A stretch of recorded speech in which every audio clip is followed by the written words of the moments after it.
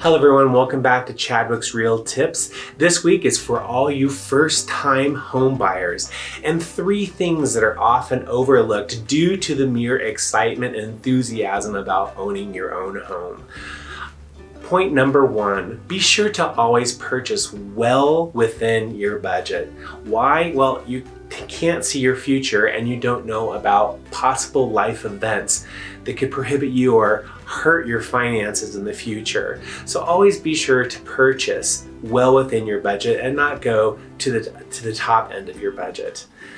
Point number 2, always make sure that you're putting reserves aside for those high ticket items. Even though you got them inspected and they're working well when you purchased your home, you never know, Murphy's Law, that hot water heater might need replaced, or the furnace might go out and need replaced. So it's very, very important to put money aside monthly to get those a replacement budget created.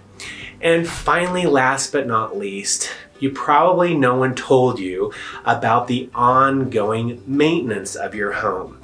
You might have a list when you first move in, but that list over time tends to grow. Don't let it get too long. Keep ahead of the ball, keep ahead of it by doing all the maintenance things and keep your home well maintained, because should you ever sell again, then you're ready.